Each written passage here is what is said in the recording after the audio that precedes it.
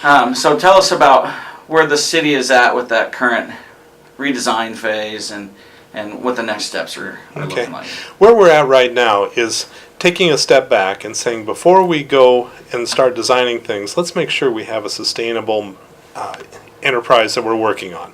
So yes, we could go ahead and slap a building together and do all the things we need to do, but are we sure that it's going to be sustainable? And so what we're doing is taking a step back and saying, okay, let's have one more opportunity and take it with the public to say, what are the exact programs you want us to have? You've told us before a long laundry list, and we came up with a $24 million building to do it. Well, we don't have the funding to do $24 million. So what should we do now that we have a really firm idea of what kind of funding we have to work with? So the council has approved hiring a firm to do the research on this. And it's called Triangle 2, and they will be starting their questionnaires probably in the middle of August. What they have done is assured the city that they will be contacting residents around the Mahaska County area, and they are going to be very careful, so it's only the Mahaska County area they're talking to. They really want to talk to the people who are most likely to use the facility, and then find out, what are the services you absolutely want to have. How much are you willing to pay for this if you want to be a member of the YMCA? If you want to take advantage of the early childhood education or the daycare opportunities there, let's find out what the trend lines are as far as the population of those kids to make sure that we're building the facility the right way. And then once we get that research done, then we'll proceed with letting the architect know that these are the needs that we have to have, and then build the building accordingly. So YMCA members or daycare, early childhood education, those are all the opportunities we have.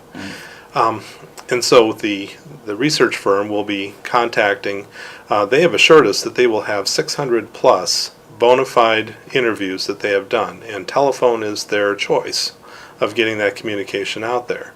And in the questions they'll be asking, they will verify that yes, where do you live, and tell us more about what your thoughts are as to what kind of services do you think you need, and how much do you feel that is a reasonable rate to pay for those services. The city of Oskaloosa has struggled or been developing ways or trying to find ways to help the city be sustainable and grow into the future. Mm-hmm. Do you see this as, one, just a need now, or two, as also we need this in order to be sustainable growth for the future? This is something that absolutely has to be in place for the future, both short-term and long-term. That, as far as I'm concerned, we're hearing from employers that they bring potential employees to town. They interview well, they say yes to the job, and so now they start looking real hard at the community to find out, is it going to satisfy their needs? And those needs have evolved over the years. That it used to be that a paycheck was all it took, and then you figured out everything else. That's not the way today's employees are. When they come to a community, they want to know what are the recreational opportunities that are out there for them as well as their kids. Likewise, how much emphasis is being placed on education. So those are the sort of things that we need to be able to lay in place, both now and probably the next 25 years, just from my perspective, to make sure we get that right. This facility will probably go many years past that.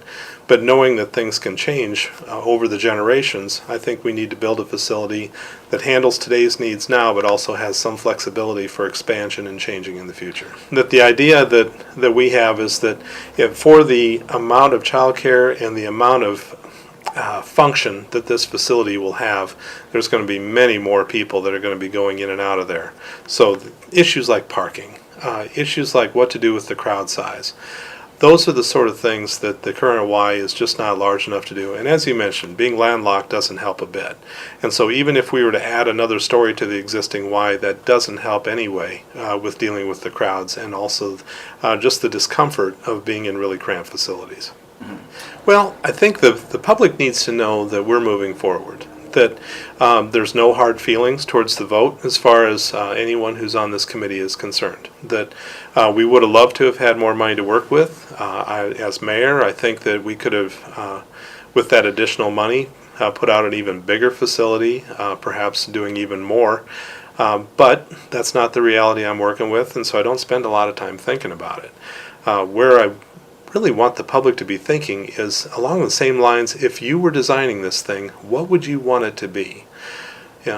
What would you do with those swimming pools? Obviously, we want to have a competition pool. But would it be good to have a second recreation pool inside this facility?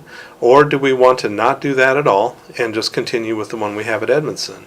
Or the second option, if we have a recreational pool as well as a competition pool, then do we still need the one out at Edmondson? And so I've asked the research firm to make sure that we address that question so that the public becomes very much a partner with this committee in helping us design this thing. Is there a way that a person that is a resident can reach out and say, hey, I haven't been called, but I would like to have my voice heard on this? We haven't discussed that as a committee, but I'm thinking a phone call to the YMCA saying, I want to make sure that I get my voice heard, that I live in Mahaska County and I have a strong opinion.